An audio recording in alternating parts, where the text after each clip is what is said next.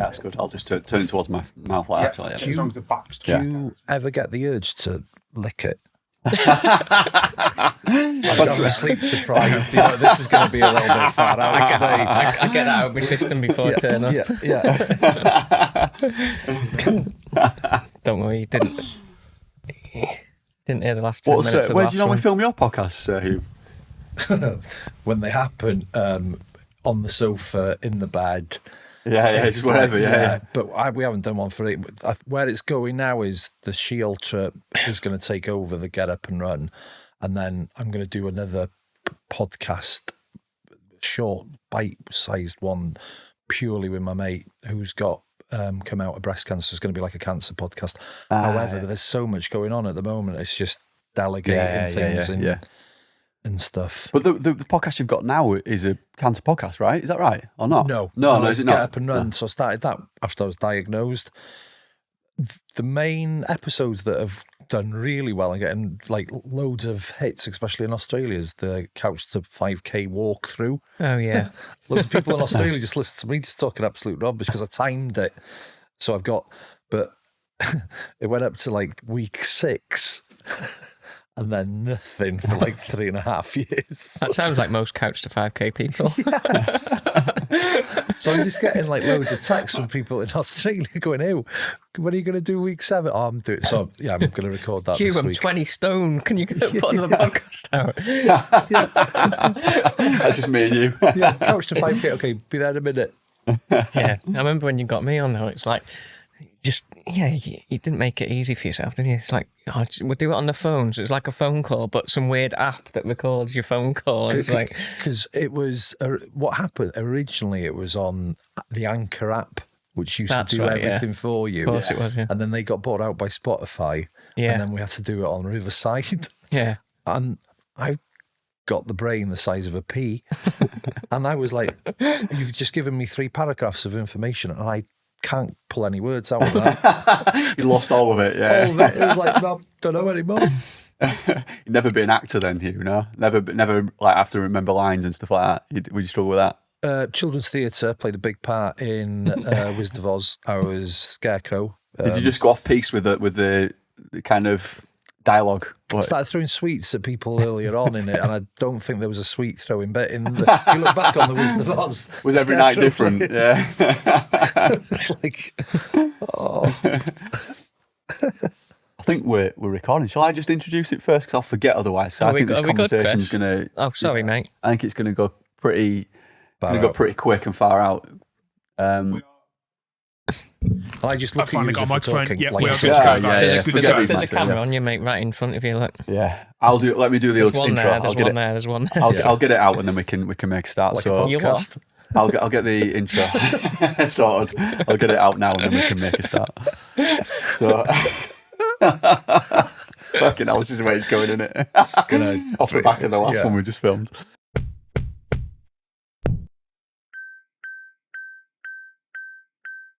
So welcome to the RUNcensored podcast with me, Ben Mounsey, Gary House, and our special guest today, Huw Williams. Huw, thank you for joining us.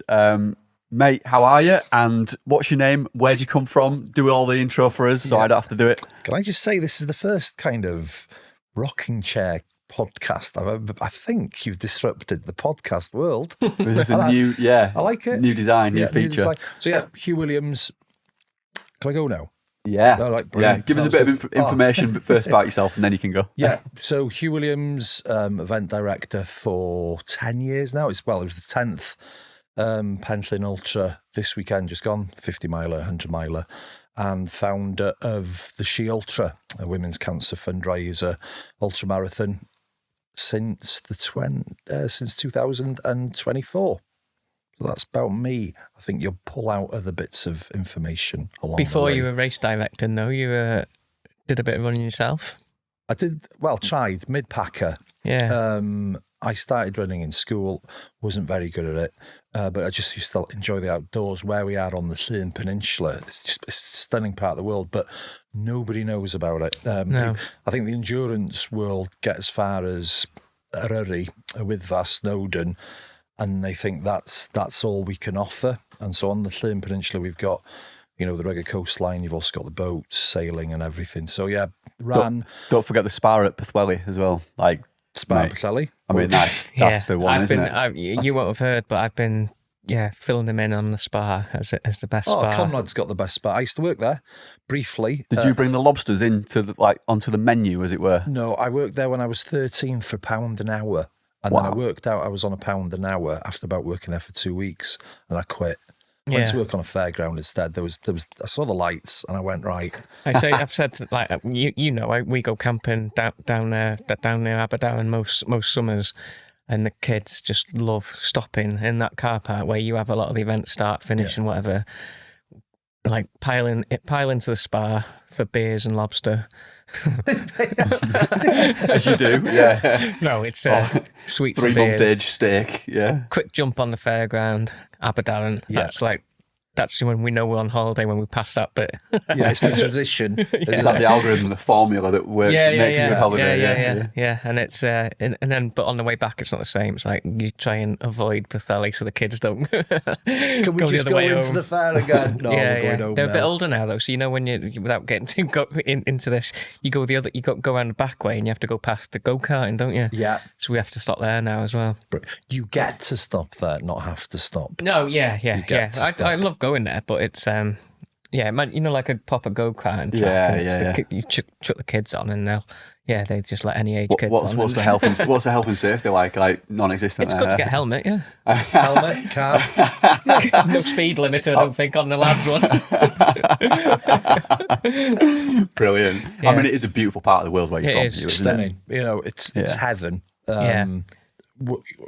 Like this weekend, we start the 50 miler at night, and so they get the sunrise in the morning, and they're coming down to Hell's Mouth. Got Llanbedrog, Abersoch, and it's just a beautiful, beautiful part of the world. But Abersoch, having done some of the races you does, and a lot of the time the routes have changed and stuff, but a lot of the time I ran across Abersoch beaches at like 6 a.m. or something, or just after the sun's come up, and you never get to see those beaches unless you're in deep winter with nobody on it. It's usually full of like Land Rover kind of people from Manchester now, isn't it? So we had the Abersoch in the summer, but so you get to race those races and see those beaches, but it's everything in between, isn't it, to be honest? And I think we're very community focused.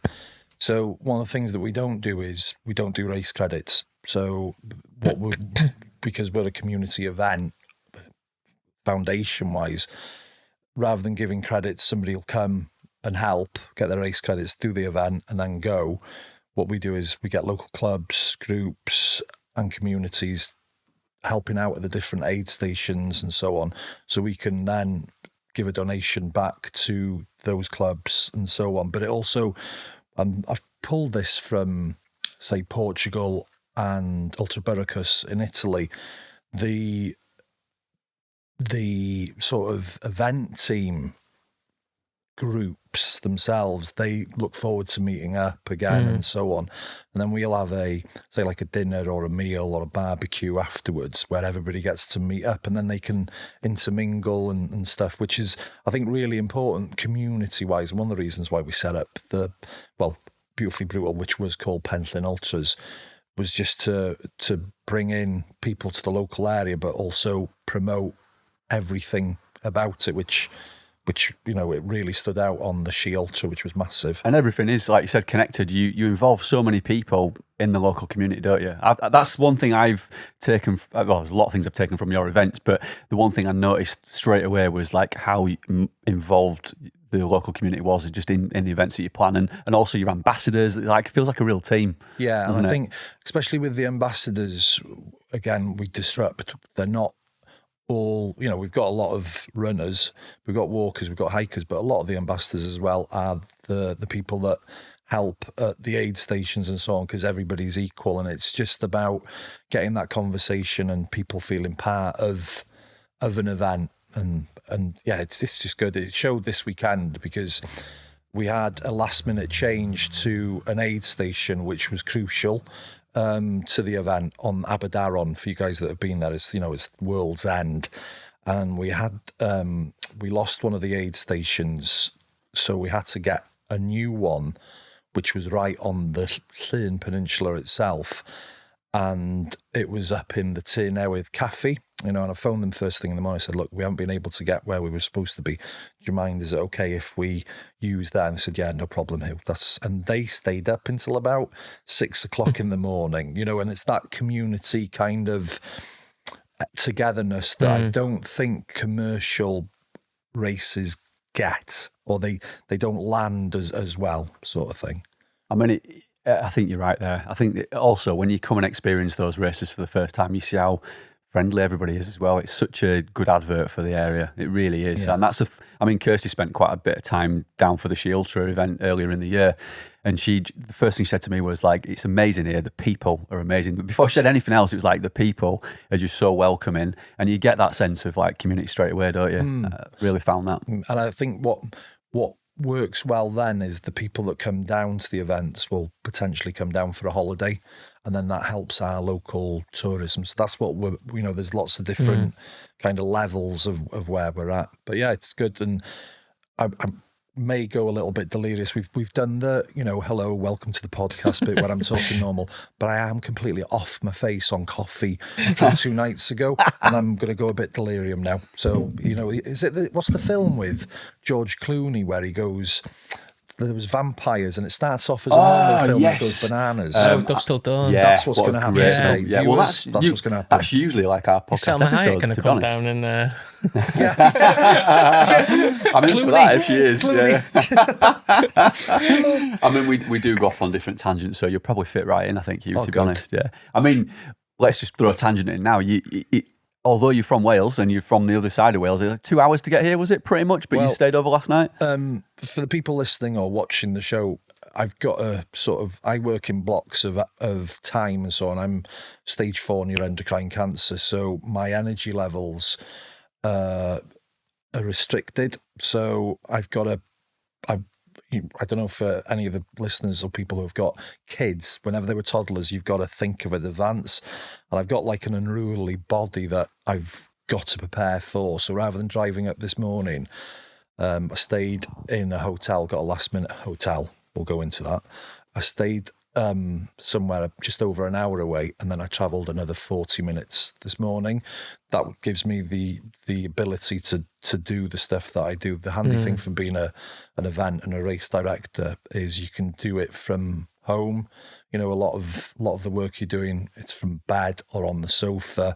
You have your breaks, and I think the responsibility of looking after yourself is easier when you're older. Say if I was a young pup of about 20, 30, I'd have carrying on pushing, but now, right, this is how I organise myself, and that's what I do whenever I go out to the different events overseas as well. Got to plan it in advance, haven't you? So you're like Pwllheli, let's call that like the gateway to the Llyn Peninsula. Yeah. You've come over, you stayed in Bala last night, which, that's another jewel in the North Wales. Yeah. Towns. Where did you stay? Well, I looked on lastminute.com and I didn't really pay attention to where I was booking, so I booked it discounted price because it was on the same day. And then I followed the sat nav and stuff, and whenever you sort of like pull up and there's big gates and stuff, I was like, hang on a minute, and then you can hear the crunch of the stones under the car. Go to Ben's house. I went to Ben's house. So I stayed in the incredible Palé Hall for anybody that's wants to treat themselves. The Palé Hall. If there's any like kings, queens, admirals. Can I just put out there as the producer of the podcast that this isn't an expense we can normally stretch to for our guests. This was off Huw's own back. For those that haven't checked it out, you might want to look up Palé Hall. It's probably the best hotel in Wales. Yeah. Oh yeah, it's incredible. And I didn't arrive wearing my leopard skin top because I just felt, whenever there was that moment whenever I was going in, and whenever you're booking something and you've all, it says Mr., Mrs., Master or Miss, and then it asks Brigadier, Admiral, Doctor, and I've always wondered what's that for. Well, they stay in Palé Hall. I was like, wow, this is incredible. But the service, amazing. And then, so the bed was past my hip, like these nursery rhymes where you see Cinderella sleeping on a bed. And it's like up there, that was it. So anyway, I went to leave this morning, got in my car, and, I had all my stuff outside the car, and I was like, where's my keys? My keys were in my coat, not this one, but the coat wasn't there. So I was like, oh, crumbs, where's my coat? So I went back to the hotel, and bing, ding, ding, ding, and went into the room, and I was like, where's my coat? And I opened the wardrobe, and they'd hung up all my clothes. I was only there for one night. Oh my God, And really? I was like, oh, wow. Wow. Yeah, incredible Is place. that the best hotel you've stayed in? No. I always go for 6-7 star gold taps. You mentioned lobsters. So yeah, for me that was like a little bed and breakfast. Just standard, mate. Yeah. Standard. 6-7 star. With the helicopter pad, sort of thing. But no, yeah, incredible hotel. Yeah. I come from back in the day. I used to work as a holiday representative for TUI. And they used to put me in the problematic hotels. So that was like, wow. When you came over this morning, then, so you come over from Bala, have you seen this area much in the past, like the Clwydians and stuff? Ran it. Yeah. I've done the Clwydians when I went with Ben from Capital FM. He was doing Capital to Capital. So I've done there, and I've also done that part when we ran from my cow shed to the running show in 2017. Oh, of course you did, yeah. Wow. Yeah. So that was the year that Yasmin Paris won the Spine. Obviously, if me and Gordon were there, it'd have been a different story. Yeah. And Hugh's got Race Across Wales now, which goes from Holywell, which is where I was born and grew up, which crosses over, it kind of misses Clwydians, doesn't it? Which crosses over and ends up. Where does it end up? It's going to end up in Aberdaron? Yeah, on Uwchmynydd, so they'll be facing an essentially Bardsey That's, Island. It's going to be really how far nice. is that? 224 kilometres. So we had it for a couple of years as a 2-dayer, like the Pilgrim's Path. And then so many people saying, hey, can you change it to a one-er? So that's what we've done. But wow, it's going to be great. We've got a really that's good in team September on that. now, and that's going to be, that's what we're pushing for, you're pushing for. Yeah. And is it nearly let the cat out of the bag there, didn't they? Is that the first race then? Is that the first time the race has happened? It's just evolved, hasn't it? It's evolved into a one-er. So the last 2 years it was they'd stop over in Llanfairfechan and then start again in the morning. Like a 2-day event. Yeah, got you. Now they can just keep on going if they want. Yeah, and then just there's gels all the way, is it? Oh yeah, and then you've got the relays, which are doing 75k each. There's a team of 3. Nice. Yeah, Ben, I think this was the one I sent to you a couple of weeks ago, wasn't it? I said that there's a relay. It was. Yeah, it was actually. You did. Yeah. It's just a beautiful part of the world. But pilgrims, they've forget the Roman roads. The pilgrims, they've done some good bit of walking in and there, but you can see where a pilgrimage starts, and they've gone with purpose, and then they've just had a couple of drinks or local cider here and there, and then the pilgrim's path just goes clean off in bits where you can see that they've. But then you've got where it finishes in Aberdaron. The North Wales pilgrims used to finish over in Ynys, which is Bardsey Island, and they say that there's 20,000 saints buried there.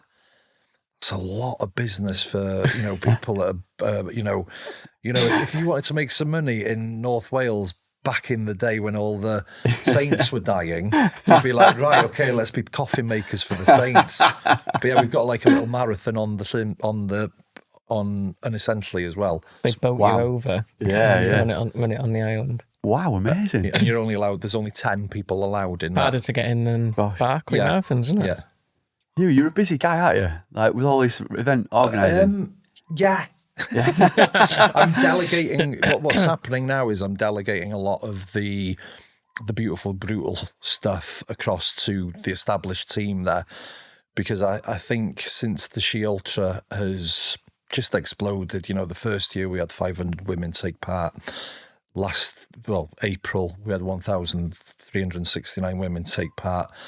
19 dropped out. The NF rate's ridiculously, it's tiny, it's unknown, and it's not a flat course. There's more than Snowdon, So next year already we've got 2,500 women signed up. Amazing. It's not only going to be the biggest in the world, again, it's going to be the biggest ultra in the UK, on any ground. So that for us is brilliant, not only as an event, but the reason we set it up is just to raise money for women's cancer charities.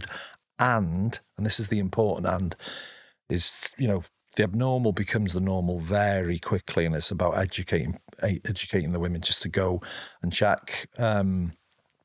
We've, one of the projects that we do with the She Ultra is the Nightingales. So we fund local nurses to go on outdoor courses to be able to give medicine and so on. And our lead Nightingale is Essie Lloyd. She does work with Marie Curie as well. But I said to her at the start of this year, there isn't like a women's breast checking video out there that is showing it in a kind of medical way, rather than, okay, feel your boobs, such and such. So she got like a plastic model, and she did that. If the viewers want to watch it, it's on YouTube, and we had like 40,000 people watch that. On the back of that, one of our head medics, Fiona, she was telling her staff in Bangor Hospital to go home and make sure that they do it, and she went to check it. Now, Fiona's a big runner. She's done the Masters, done our ultras and so on. She found a lump, and she had surgery on that 4 weeks before the She Ultra, and was working as a nurse for the She Ultra event. I'm stage 4. We don't mind being on the start line and seeing people go, because it's the purpose that we're doing it for. Where we're different is we give the medal at the start, and that's just for the women that we've lost to cancer, but also for the women that are going through cancer, and you're doing it for them. And I think, 90% of the women that take part, they're going, yeah, and then 10% don't really get it until they've done the She Ultra and they get to the finish and they go, all right, yeah, sort of thing. So yeah, it's just given us the opportunity. And that was, whenever I came up with the idea when I was in, after I had open heart surgery, because I've got stage 4 in my small bowel, secondary in my liver, and the neuroendocrine cancer is like a hybrid. So it wore out 3 of my heart valves. And so in isolation, literally, I came up with the idea, look, there's the Race for Life, there's the moonwalk, but there isn't an all-women ultramarathon, but for all women. So walkers, talkers, hikers, runners, everything. And it's just really hit a nerve, but it's also given us the opportunity to get the message out and to get women checking and helping the smaller women's cancer charities as well. So yeah, it's incredible. It really is incredible, Huw. I mean, I saw it for the first time this year, and I knew that you were doing something special down there, but to see it, to witness it, to be like a part of it as well, and it blew me away, I'll be honest. It's like nothing else I've ever seen. I've gone to a lot of races, taken part in a lot of races, watched a lot, but what you've done is across the board, like bringing the communities in, raising the profile of, women checking for cancer, also like just getting so many people involved. It's absolutely incredible. It is far-reaching, because there's like my wife Charlotte did it, her friend did it. That she hates running. But Huw and the team give people like Charlotte the confidence to go out and do an event like that, because it is an ultramarathon. But they would never. And there is races out there that have the time. As in the cut-offs that would allow her to do it, but that's not enough sometimes. I think there's still you still have to have the confidence that you're part of it and things like this. So yes, it's that I think that's what makes it different. Yeah, and I think it's removing the barriers. So on the medals given at the start, that was something that I always wanted to do, just because there is women, and men and whoever that you're fundraising for, and sometimes whenever you might be a fundraiser, because I've been the fundraiser and now I'm somebody that you're fundraising for, I've been there, and you'll see, and you'll be a bit jealous sometimes when you see people who are the fundraiser, you think, all right, I wish I could do that, I wish I could do this, but the She Ultra is completely different. It's completely different, and I think, so it's an all-women event team. All the aid stations are women. There's extra toilets, there's sanitary products at the different places. We've also got She Ultra ambassadors, so they're walking and running along with everybody. Behind the scenes, though, we've got the safety aspect, the local police, we've got the security, we've got what we call the grey men. There's a team of about 21 lads that are there just to come in and pick up. We've also got a presence at each aid station entrance of a male, so women can sign up incognito as well. One of the big ones that really does work is the registration is closed to men. The only men that you've got in there might be one of the welfare directors, which is Nick Marriott, or one of the guys from Open Tracking, but no men are allowed in. And then this has given us the facility to be able to have like a domestic violence stand with the local police, and they get a lot of inquiries because it's a safe space. So there's all those little bits. And that's at registration and everything, isn't it? Because I remember going down, it's like in Charlotte, I had to go and register and stuff, and it's, I wasn't allowed in and stuff like that. I'm not even allowed in. Yeah, yeah. Do you know what's really interesting as well? I went this year because my wife ran it this year, and I took my little boy down, and I didn't see any of that. And that's quite nice that I didn't see it. It wasn't so obvious. And it sounds like there's obviously a lot of formal and a lot of important infrastructure you have to put in place because of the numbers. Yeah. But I thought the informality of it was amazing. We travelled around and bumped into Hannah and her friends quite a few times, but there were corners where there were kids giving out Haribo sweets, and there was a disco corner on the event where people were in high-vis, but they had a disco playing and lights and stuff. Yeah, that's just every weekend in Palé. Every Friday night. I thought the subtle informality of it was really nice, as well as obviously the formal stuff that you have to put in for a big race. No, 100%. Like Sandra, who does Disco Corner, that is an organic thought. She's come up with that, and it's just growing. But it does stop that. I think a lot of people, especially whenever you're new to ultra running or endurance, people that you're looking at on the TV or on the socials, you think that's how I should act. I should be serious. I should be Goggins, rather than go, hey, this is fun. Because at the end of the day, it's just a very long sponsored walk. Ultras are for fun. We're made for the outdoors. I think I come from a John Noakes era where it's the fun that you can have outside. The training's the hard work, and when you're out and about, it's about chatting with your friends and so on. So 100%. Like when you see London Marathon's a good example because it's the biggest fundraiser probably in the world. I don't know, but you obviously have the elite end and everything, but the coverage, for example, it just shows how much of a fundraiser that event is compared to an actual kind of race. The percentage of it. And like you say, all the different corners or all the different people involved and everything. Like, take out people. Obviously, it's hard, but most people are in their fundraising stuff. It is hopefully a fun experience as well at London Marathon. And I think, like you say, in the ultramarathon world, it's not doing them a disservice, but it is. It's almost about completion, and sometimes it can be a bit over serious. And you see on Instagram and everything, everyone's taking it very serious these days. So it's, and that's not to say you turn up to events and everyone's having fun. Unless it's like the Spine or something. But it's like you say, that only comes from the community aspect, because it's not like you've sat down there and like, we need a checklist, we need Disco Corner, and we need this, that, and the other.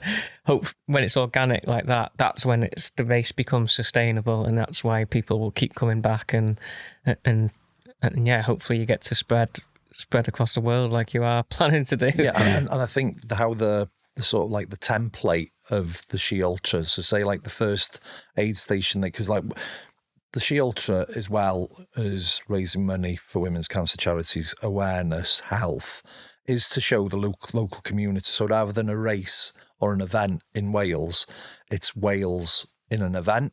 So one of the main points of one of the aid stations was to go through an actual farm. So the first aid station, they're in a farm. There's lambs in a pen. They go into the cow shed, and it's just, especially because like we forget we live in a destination. women from the cities and so on coming in, and it's like, wow, that's their first, we've come off the coast and stuff.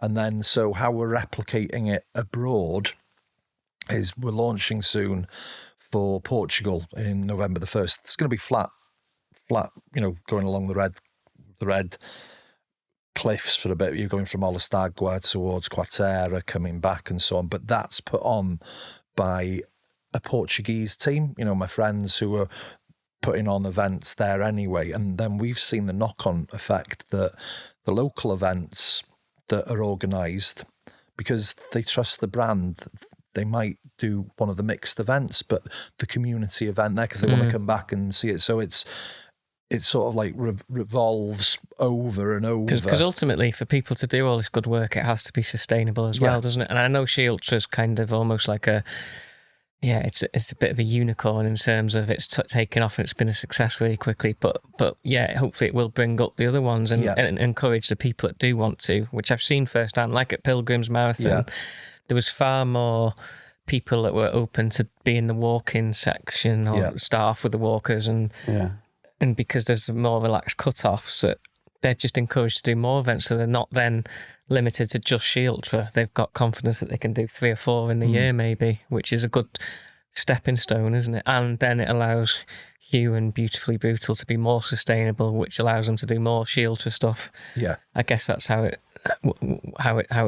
it's benefit for both sides. And the one in Portugal, Huw, did they approach you to take this event on, or did you speak to them? How did that work? No, so it's me going out. One, the Llyn Peninsula relies heavily on tourism, and I think the endurance tourist is one of the best you can get because they're respectful, they like the outdoors, and they're hopefully going to come back outside season and stay somewhere local and spend and see the local wildlife and so on. So what I'm setting out to do is, so I contacted Bruno and Claudia. They organised the Algarve Ultra Trail. Been friends with them since 2019. Lovely family, 2 young kids, both ultra runners and trail runners. And so that's how that's come about.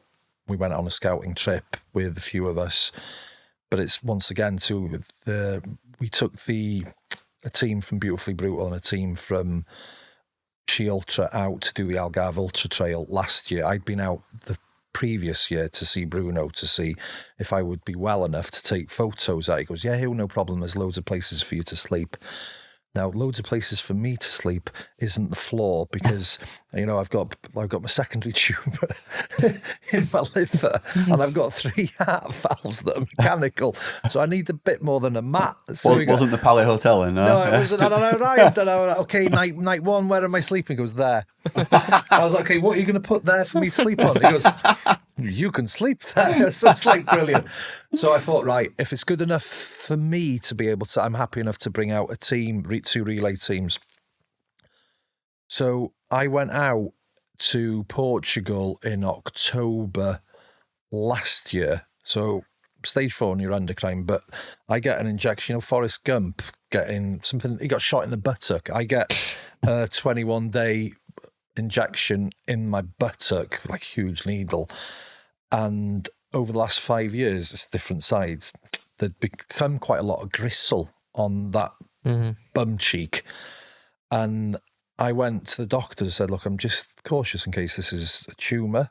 And so they sent me to go and have an ultrasound. And the nurse said to me, he goes, oh yeah, that's cancer. And I went, I don't think you're supposed to tell me straight away. I think you're supposed to send that information back. Can you just get that double checked? So whilst it was double checking, I thought rather than sitting about worrying about everything, I'm going to go out to Portugal and do the She Ultra, like 3 miles, 5 miles every single day, get a bus back and so on. So that's what I did. Forgot what the question was. I've gone on tangent. What was the question? Setting it up. So setting up. So I've done where I expect other women to do it. And the good thing about this is it's a flat one, so it's nice and flat, but they get to see, all of Portugal. Yeah. And is that When's that happening? Is it the first one coming up? Or It's going to be on the 1st of November, but this week and next, we've been loading everything up because it's how we're different.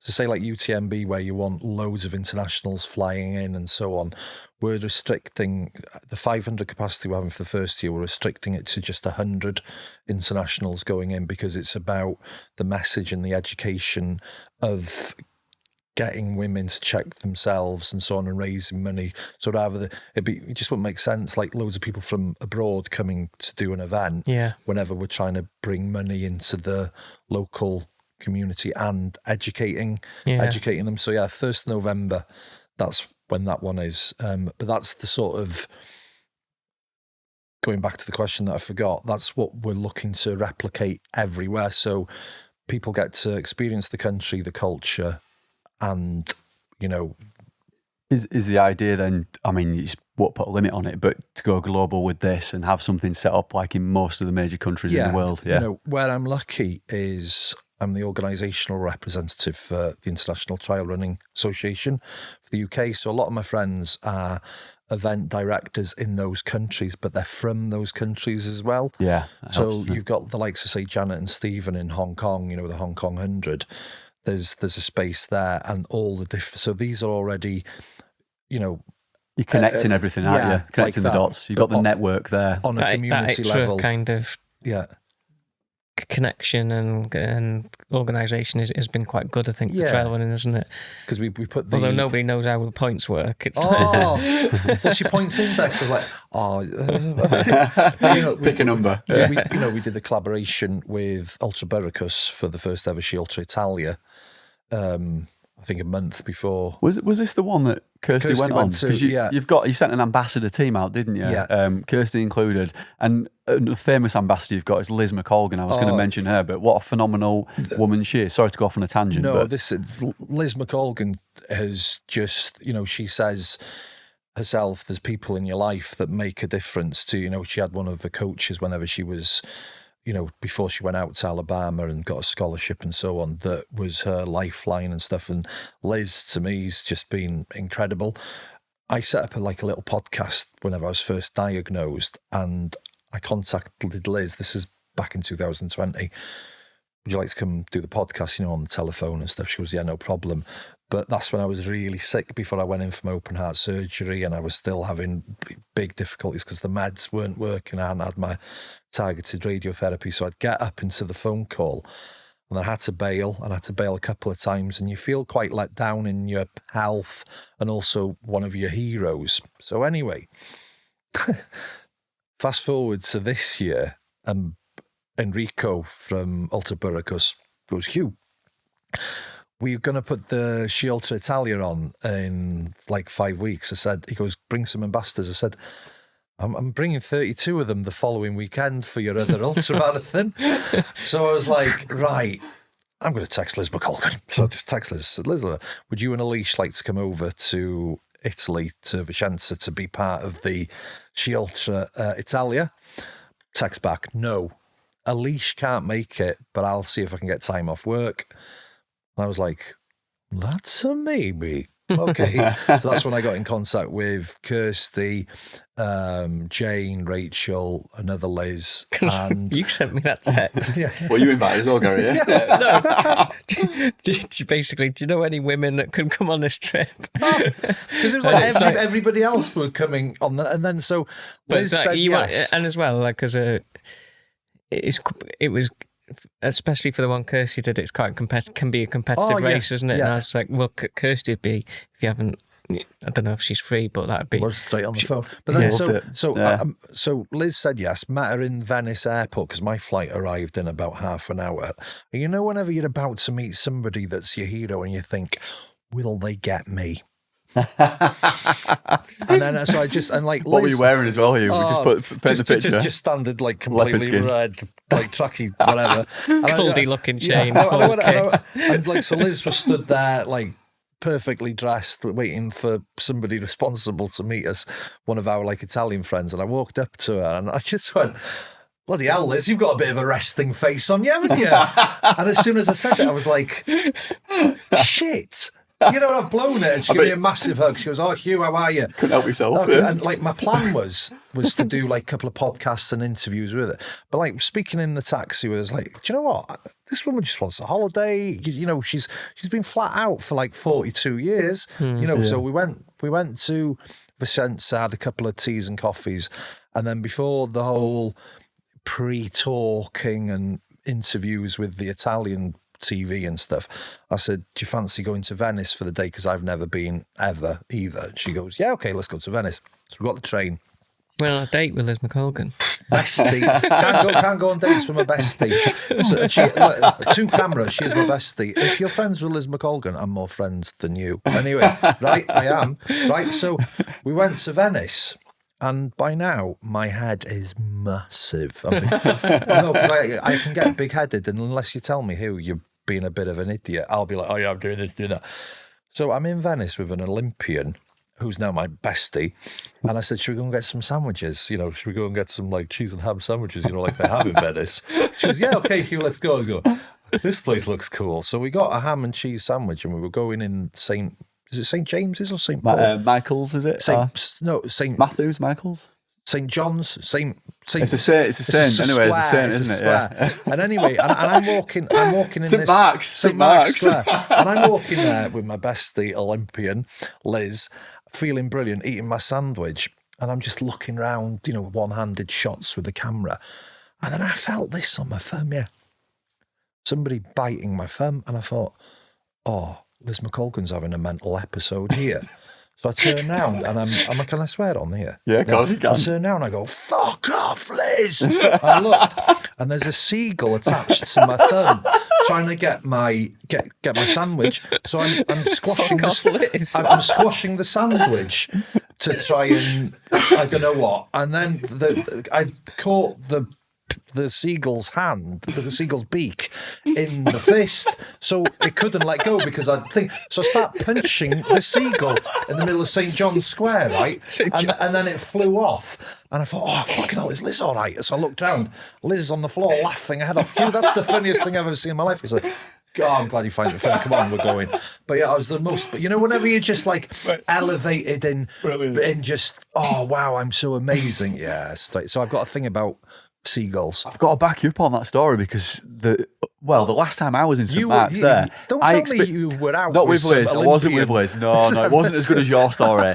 But the seagulls are feral out there, and I remember getting a sandwich and walking across St. Mark's, and I'm not joking. Within 2 seconds, I'd been wiped out by a seagull. It took the sandwich, put me on the floor, and like everyone was just watching. But that is commonplace in Venice. I don't know if you've seen it, Gary, but that is. We know. I shouldn't believe that story. You guys need to go to Real and funded, though.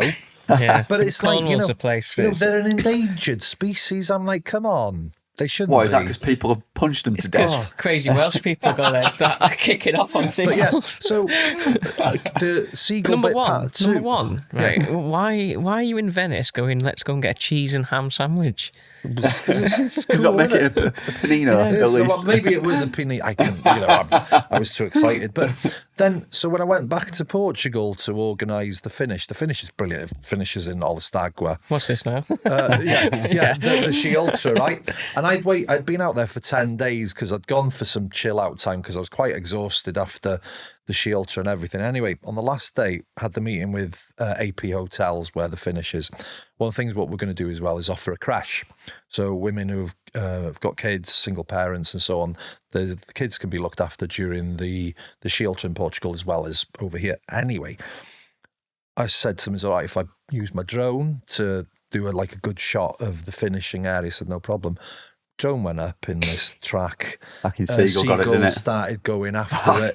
So I pulled the drone down, and then they went after me and the thing, and it was like, "Come on!" So yeah, I will be starting some need to send that sort of footage to me. Yeah. Genuine question: is that why you wear a lot of leopard skin? Is that to scare the seagulls off? If you're just listening, Huw's in. Yeah.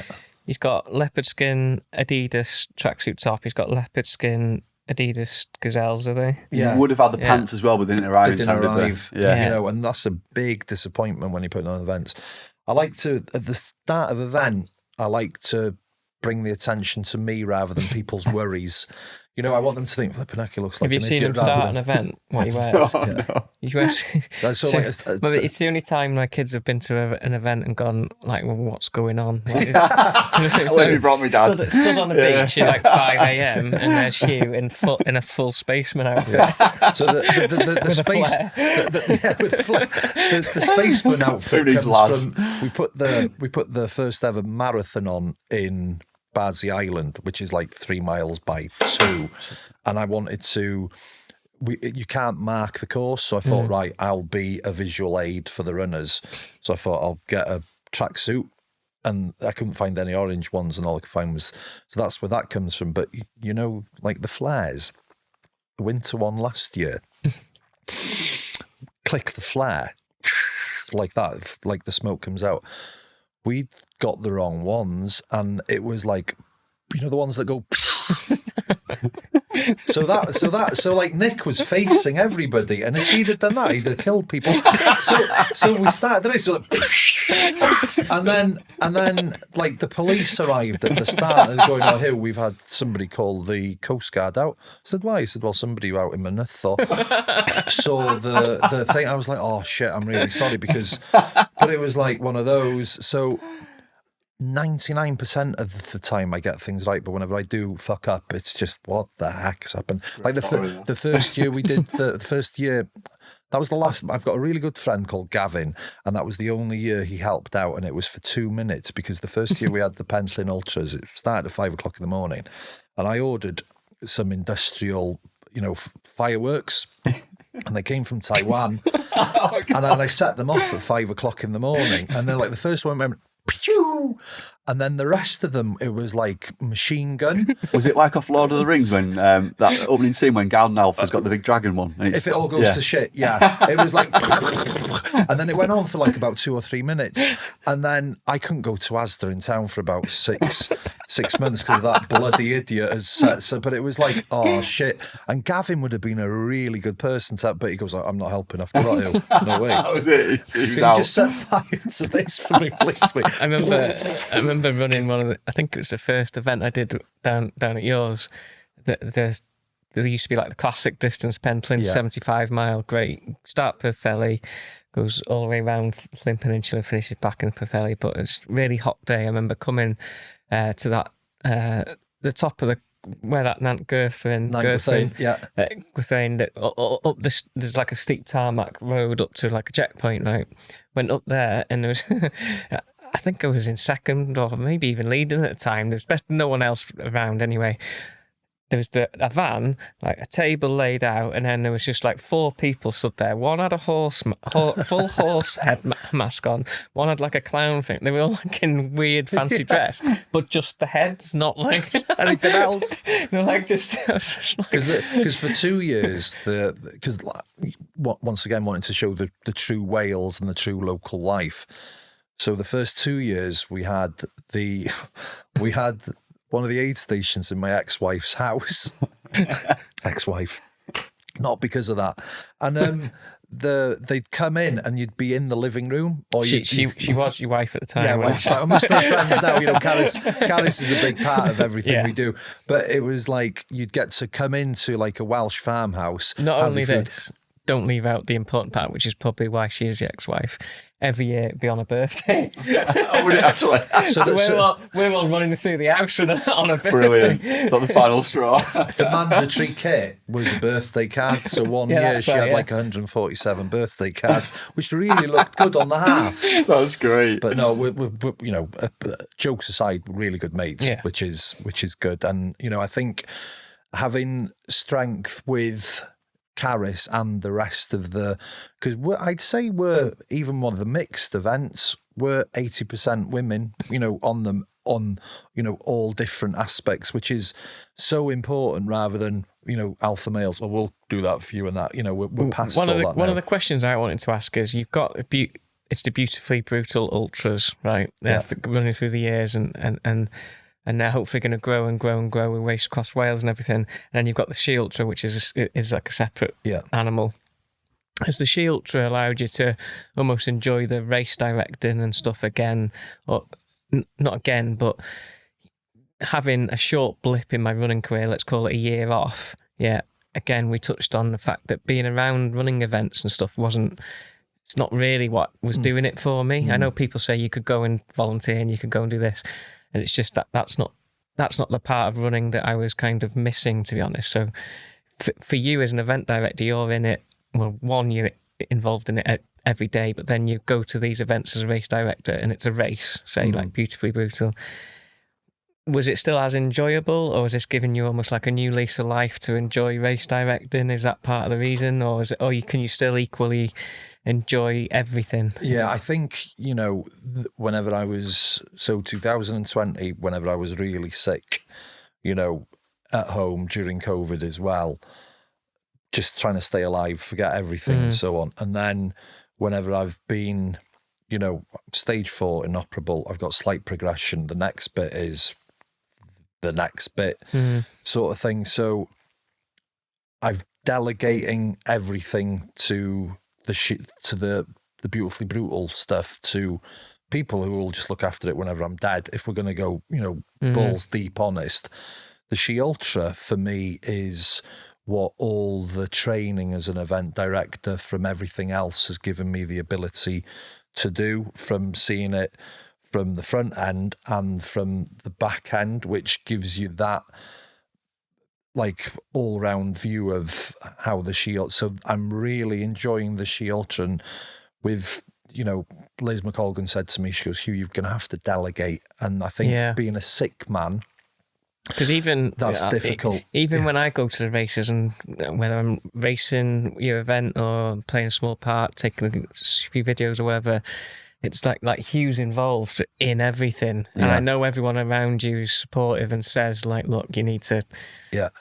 I know it's hard at the same time, but I think you, from my point of view, at least getting a bit better with it, because he'll disappear for his sleep and stuff mid-event and things like this. It sounds like there's a structure in place, Huw, for when you have gone to keep these events going, and you've left a real legacy. Yeah, and I think where I'm at now is I'm well enough to delegate, but then you've still got that ill man thinking, "Oh, I don't want to give it away." Yeah. Then what is my use? But that's what will allow it to grow and stuff. And that's what Liz McColgan said. And you think about yourself, but if you've got somebody of Liz's caliber telling you that, you take confidence, say, right, and I can, because then the more ideal ideas that are springing into my mind about She Ultra and what we can do with that, whenever the other events are looking after themselves. But yeah, it's, and I think, there's a lesson to be learned in terms of your hobbies. I've got other things that I enjoy as well as this. And I think that's important for people who are active, especially if you get injured, that you have got something that you enjoy doing, that it isn't, you're not just a one-trick pony, or that's that is your entire golf, hobby. because I quickly realised when I was fucked with running, I've got nothing else. You said golf, yeah. Golf? Yeah. Yeah. Did you say golf? Are you allowed to say golf? You don't let me. You say I'm not allowed I'm not allowed what? Cycling. On a bike. No. Yeah. Not allowed on a bike. Not allowed near a lake. I didn't think you'd throw in golf. No, in the middle of this lovely podcast, golf. Yeah, mate, I'm shit at golf, but it allows me to. It allows me to learn something new and be out with a different group of people.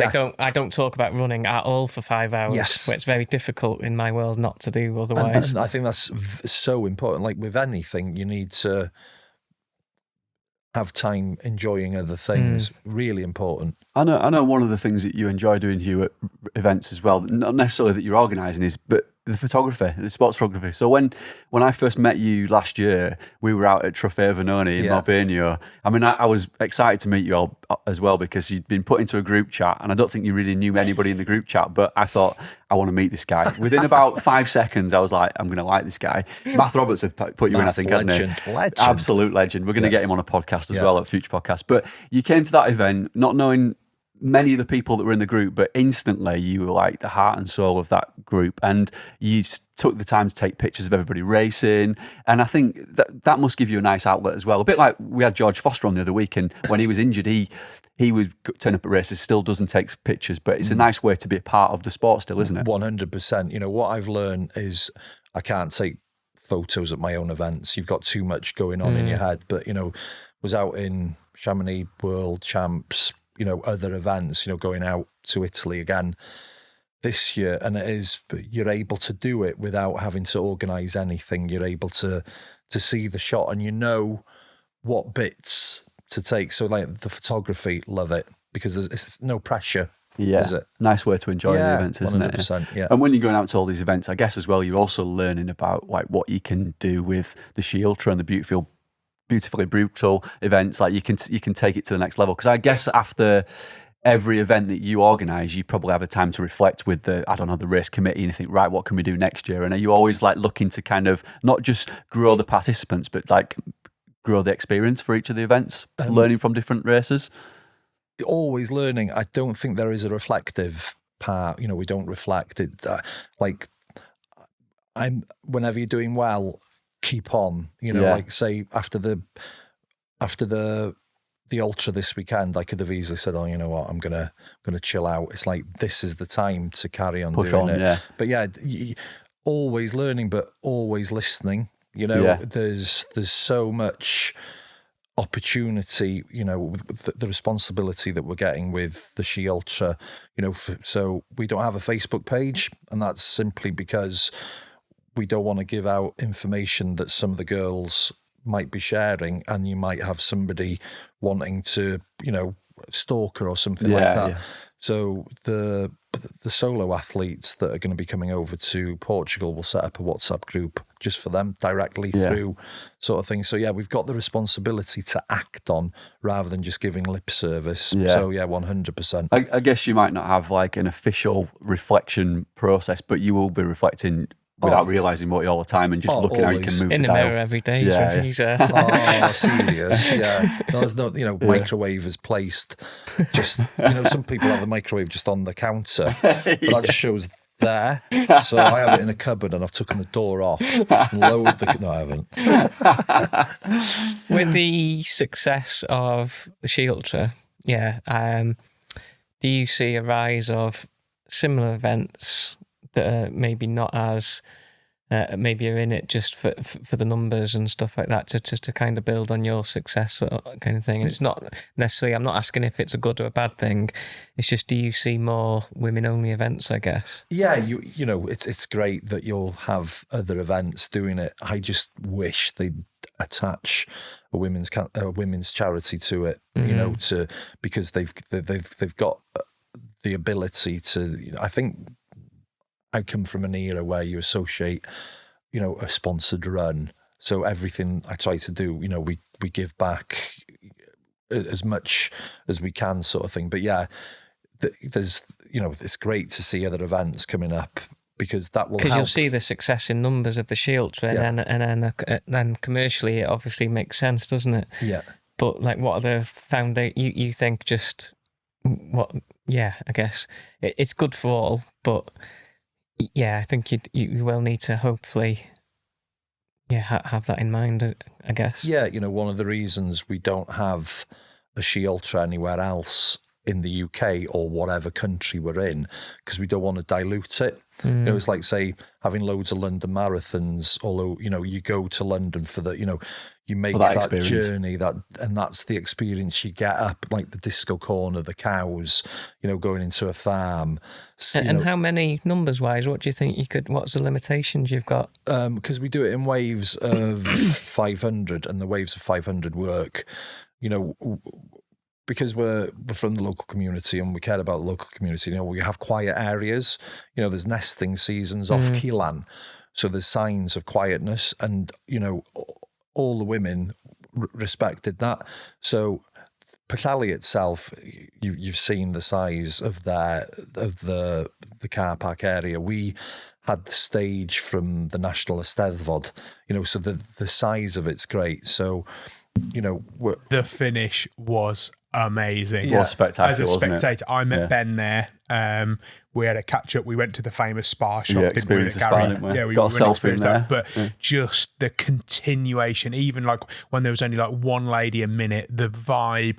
What I liked as well was the ladies picking up their kids and running the last 100 meters with their kids, and it was incredible. It was emotional, Chris, wasn't it? It was emotional. Really emotional, yeah. You couldn't help but be overcome by emotion. And I think that was, to have it in the middle. The first year we it was on the beach at Abersock when Charlotte did it, and that was great because the sun was out and everything. But I think having like central Pwllheli is. I think it was also helpful. Obviously, I guess the police let you have a road closure and stuff, so it really there was no traffic. It was dead safe to walk around the shops. That Chippy, they definitely owe you some credits because they were absolutely heaving. But Chip Shop Corner, Chip Shop Corner. Incredible. He came up to me about, and this is the community that we live in, which is incredible.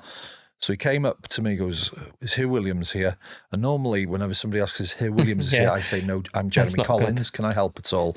I'm coming up from Chester, just helping for the day." And that's been a running trend that I've used since I was a sales guy at 17. I'm Jeremy Collins. Anyway, so he goes, "There's free fish and chips for all the team if you send them over." So we got 2 box loads for about 40 of us. You'll see in the Shielter documentary. But this is how, giving that extra bit. There was salt and vinegar on the top, on the counter. He goes, "Wait a minute." And he opened the vinegar. He refilled the vinegar, closed it, and he gave us that to take with us. Me, I'm like thinking that's extra, Yeah.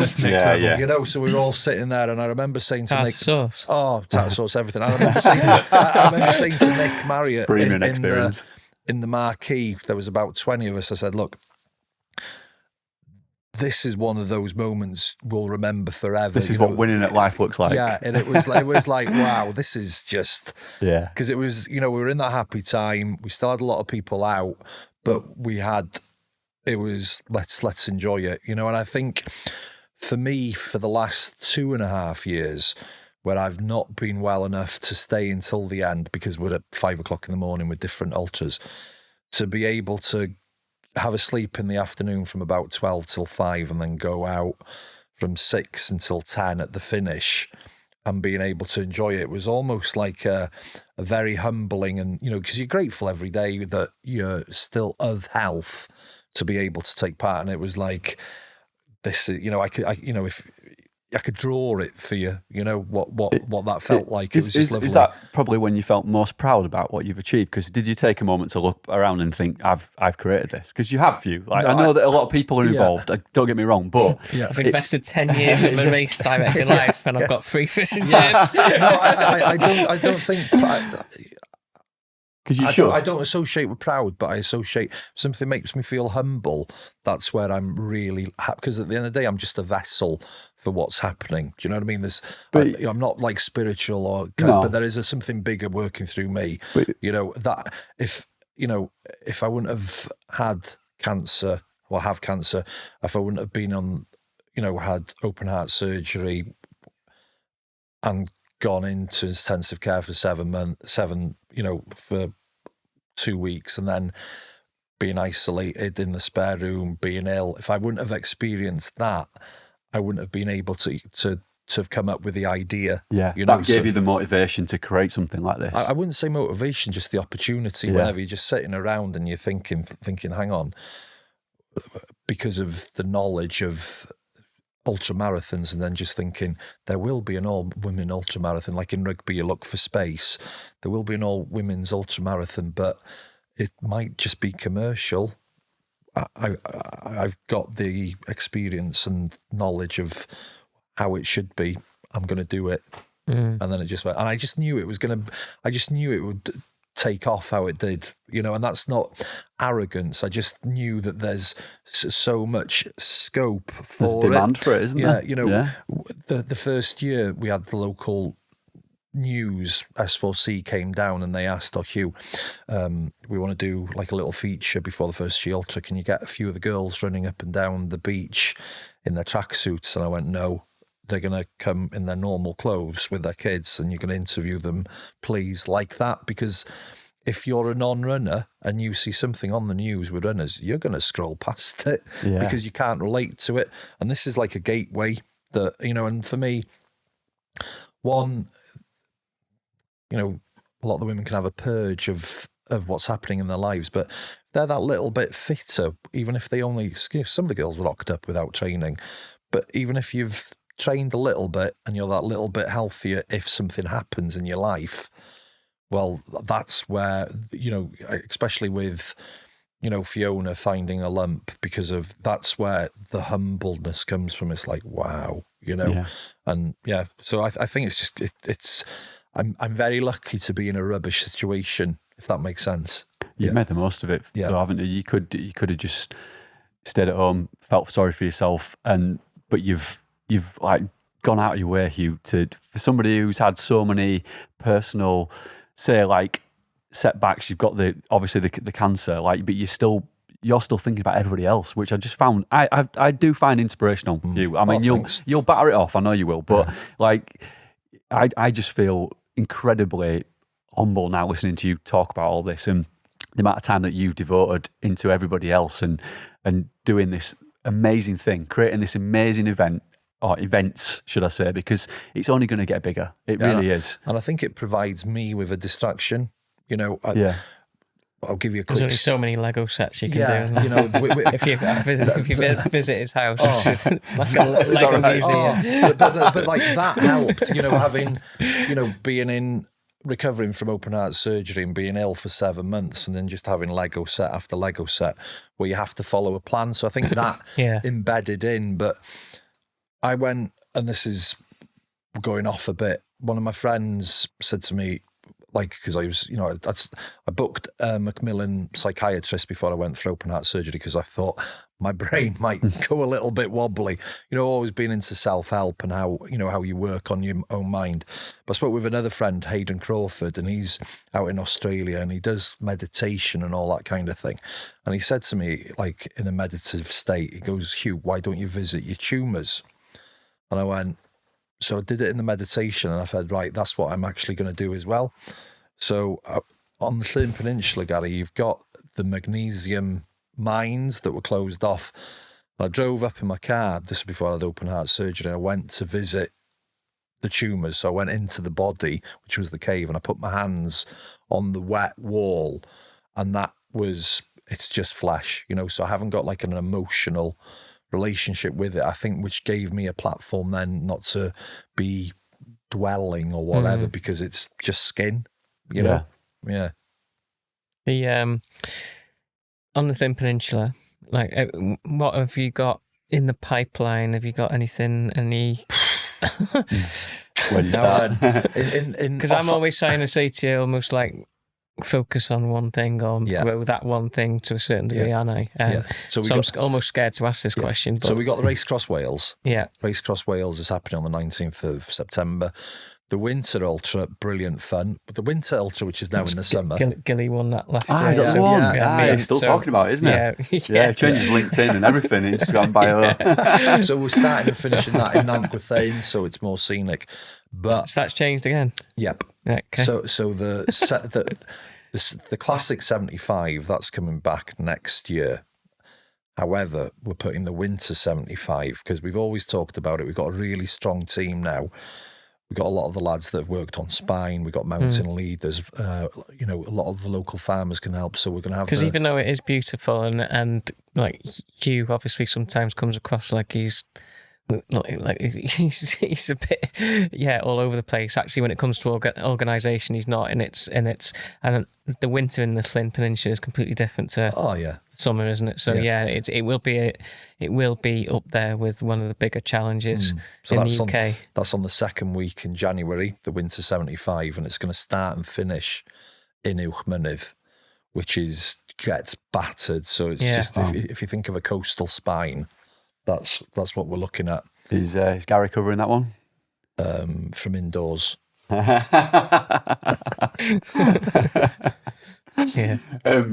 know you mentioned that there was a film for She Ultra. Is there any development on that? And can we expect to see that anywhere to watch it? Yeah, that's out on YouTube.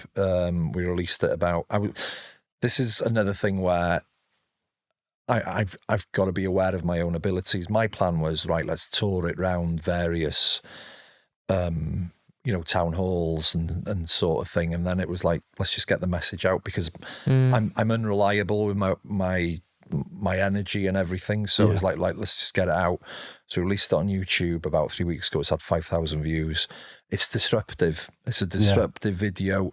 You will come out of it thinking, oh, hang on a minute. If you have got something that you've made, if you've got something that's abnormal that you're making a normal, you'll go to the doctors after watching it. It's, you know, I've watched it about 10 times.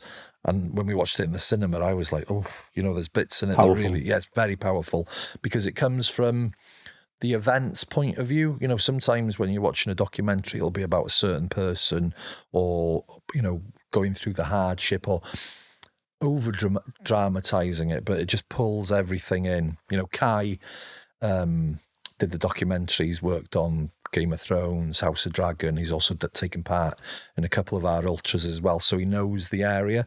But yeah, YouTube is really good. What do you put to YouTube? We'll get a link to that in the description on YouTube and Apple and Spotify. Brilliant. And whilst we're plugging the events, there's still space for the She Ultra to enter next year? Yeah, we're on 2,500 now, so we've got 1,000 places left. Amazing. They are flying out. And if anybody's looking to get involved in sponsoring the event itself, is that something you'd No, thanks. We've just got money coming out of our pockets. You've got loads, too much. Flew in helicopter. No, in terms of sponsorship, definitely. But I'm going to be completely honest. We want to benefit the company that decides to sponsor us. So I come from a business development background, and I'm all the various companies that we work with. We promote them as well. We want to see how we can, you know, get into your networks and stuff. So yeah, we're always looking for, you know, brands and that align well, and we're able to platform with them. I always think it's a little bit like because I do a bit of football coaching for the kids, and you know, like when there's sponsors of the shirts or something, I never understand why. Like a lot of teams just want the sponsor on the shirt, and then the sponsor gets nothing out of it, and then no one's happy or whatever. Whereas like there's one of the teams I'm involved with, and we actively help promote the people that are promoting like on the shirts and stuff, and then everyone's happy, and it's just you feel like you're a bit more of a team, I guess. And because like the She Ultra, we sponsor the football kit for the girls football team in Palé. And those are the girls that we love to take part or help at the aid stations and stuff. So it's all connected, isn't it? It's all connected, all coming back. So yeah, definitely. But you know, I'm not gonna Bob Geldof and go give us your fucking money sort of thing. But yeah, but those conversations you'd be open to having, wouldn't you? 100%. Especially like I've said this before, the beautifully brutal events, like they do showcase the Slim Peninsula, and like Huw says, not everyone is aware of it, and it's sometimes it just comes down to marketing and stuff, and someone like Huw and the team is so invested in actually putting on a good event that is good. It's like there's lots of races all around the UK, I think, that's like this, but like people, if they do want like a coastal ultra summer or winter in a location where you've never probably visited before and that you'll probably want to visit again, it is a bit of a drive for some people, but it's definitely worthwhile. It's not like you're going down to Cornwall for the UTS or something. It's probably a lot closer for a lot of people, and it's a beautiful coastal path. And I'm not just saying that because I was going in it for years before I had a following on Facebook and everything, and I was just a participant. So because we came up with the idea. Gordon went to do the Ring of Fire, and that I used to go sailing a lot. You know, sailing over to Ireland and so on, sailing around the Llŷn Peninsula, and then going to, you know, support Gordon when he did the Ring of Fire. I think it was 2015. That's for anyone that's just basically the coastal path of Anglesey, 135 miles. And it's a one now. Bing's Bing's used to be a 3-day event. Yeah. Wow. And it not that it never interested me, it didn't appeal to me as a 3-day event, because you do like 30 miles and like 60 or 70 and then another 30 odd or something like that. Whereas now you can do it in a one. I think that'll be much more successful. Bing is one of my heroes. And again, you know, when I first saw him starting the race, I was like, oh, who's this guy? Well, this guy's been up Everest. This guy's put a marathon on in I'd love to see the Ring of Fire grow and be competitive as a one. Oh, yeah, I think it will. You know, it's just great. So with that's where I got the idea to put the Pentland Ultras on. I thought, well, let's put one on here. So that's when this Classic 75 started. And the reason we've changed the name like about 5 years ago to Beautifully Brutal is because outside the Pentland, nobody can say Pentland, or they don't know. So the Beautifully Brutal brings them to the Llyn Peninsula, and then that's where we can educate and say, look, this, that, and the other. And you go there, and like Hugh's first language is Welsh, isn't it? Yeah. So like you go there, and the community there's lots of Welsh first language, but at the same time, it's like you wouldn't. It's not like it's just. It's great. I always enjoy going down and listening to it, picking up my bit, because remembering all the bits of Welsh that I've kind of forgotten and stuff like that. But yeah, it's for somewhere that is first language Welsh, it is all welcoming, isn't it? Yeah, and I think that's something with the She Ultra where we want to promote the languages in those countries as well, and just so they come back with a flavour. It is very difficult. Like if you're first language Welsh, it's how do I grow this event?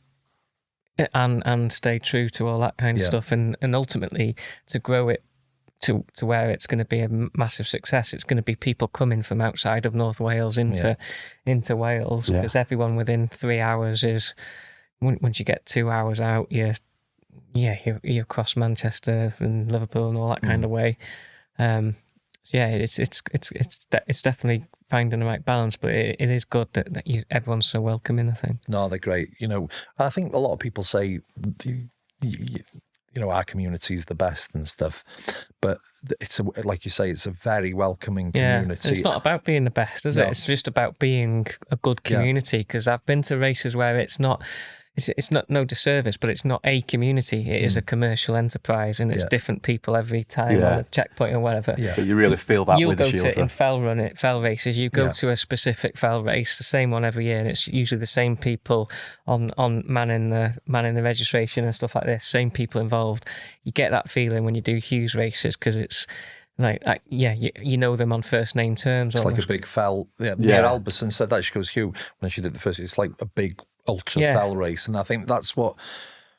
And again, we forget that because we've got fell running experience, but cities can be lonely places, and if they're getting a community feel at a weekend that they haven't experienced in their day-to-day life, it's a big impact, isn't it? It's massive, which is great. Yeah, I mean, Huw, we're sort of running out of time there. I just wanted to ask maybe one last question. Is there any merch going to be coming out? Any Huw Williams merch? Like I'd probably whatever you want. Yeah, do it now. Go on, no, but we have got a merch arm. What we noticed with the She Ultra, so we've launched She Trail, because we noticed with the She Ultra ambassadors that women's fit isn't women's fit. It isn't. So the She Trail is going to be launching various clothes and so on, but we're going to do it on you can try before you buy. So excellent. You can try it on and then bring it back, because it's just so important that there isn't that, what we talking of merch, what we do, as well as the free places for women with no income or from domestic violence. So we work with the running charity in Manchester. We give free places, but we also give a free kit. So what we realised was Bing, for instance, from the Ring of Fire, he put me through to this charity called Ascend, and they help rehouse women who have come from war-torn countries, and we flew some girls who had fled Afghanistan from Poland, put them up in Palé, gave them a free entry, and they arrived and they didn't have any kit. And I thought, we've made them feel uncomfortable by thinking we're doing all. So now we have whenever you go 10-pin bowling and you get your shoes, if you haven't got a kit, we give it to you and you get to keep it. So the merch. It's not that, is it? It's not that outfit. No, not yet. On the first flight back home. But a quick segue with the merch. One of the things that we do is make mastectomy pillows. So the Welsh Wales wool, we make mastectomy pillows, and we ask for like a £5 donation with the recce's. They don't have to, but we've been able to provide about 48 of those to local hospitals and the local girls that if they've been diagnosed and so on. So we've got those. So that's the merch side of things, sort of thing, just to help as well people with cancer feel less patient whenever they come back from hospital or from care. Tell you what, honestly, the level of detail that you've gone into that, I feel like I've learnt a lot. I knew a lot about you anyway, Huw, but I feel like I've learnt a lot, and your events, and I'm blown away, really. Like, honestly, you're making a massive difference, and I know you'll be modest and humble and say you just, doing your bit, but it's like you've gone above and beyond every level of detail. I think for these events. I think this podcast, I thought it'd have been a bit more zany, but I think because you've put me in a rocking chair, it's like I'm going to be pondering and taking my time in between sometimes questions. It's like I said to Ben, it's like there's. Yeah, it's not the biggest platform in the world, but also like events, not just the She Ultra, the Beautifully Brutal. It deserves to be shown off. So sometimes it takes a bit of time just to sit down and talk about it freely, rather than like in this fast-paced world and everything. It's just good to chat through, and hopefully. Yeah, it gives you and also it gives you the confidence just to like you say, we could spend 5 hours talking about daft stories as well, but this is purposeful. It is. It's important that you get what you do out there as well. And you did give us a pigeon story as well, so like balance and all that. Yeah, so I really appreciate that, because, like you say, for me, I'm precious with my time because of my energy levels. So for this as a platform, I'm really grateful, because sometimes I'll go, okay, I'll do this, I'll do that, and it's like, oh, do you know what? I've just had my injection. I'm a bit goose this week, thanks very much, guys. No problem. No, thank you, Huw. Thank you. You have got 2.5 million listeners, though. Yeah, that's that's what we said. We will have after this, don't we? You'll take us to that next level, mate. After we clipped up you punching Liz McColgan and a Seagull or something. Then we can all stay at the Palé Hotel as well after that, can't we? Front page of the News of the World. We'll definitely see if we can get Palé Hall Hotel on and all have a night there before, and maybe shoot in their boardroom or something. Yeah. Main sponsor now. So it's let's get this straight though before we do let you go. Everything She Ultra is just search for the She Ultra Instagram, Facebook page, and website. And then you've got Beautifully Brutal, which shows off the best kind of the Pentland in terms of races, and you can follow that on Instagram at Beautifully Brutal. And then there's races from half marathons all the way up to the race across Wales. He's got everything there. So there's half marathons, there's a pilgrims marathon, there's the summer events, and there's the winter one. So there's something for everyone. There you go. There's your big plug, mate. Brilliant. Thanks very much. Huw, thank you so much. You've been an amazing guest, like really amazing guest. So I'm sure we'll have you on again at some point, and we'll be at your events, mate. So really we'll see you soon. No, thanks for coming on. Thanks for making the effort. And without further ado, we'll see you next Tuesday. Brilliant. You want to say that? You want to say that? We say that to guests at the end of when I was upping. See you next Tuesday. And then somebody explain what what? That's his merch. We've built the podcast around that catchphrase, haven't we? Yeah. Ben's made Chris sing thousands into kit and waste all our time just so he can say that once a week. There was a few bits in that today. I don't know if I came across a bit bored. I had a bit of brain fog now and again, with symptoms. No. When I was talking, I was like, this is a bit boring. Not at all. I think we just did it perfect there. Okay. And like Gary said, like it's a really important topic. Like some really powerful messages there. Seriously, it was amazing. Thank you, Huw. Great stuff. Thanks. You're top man. You came across amazing there.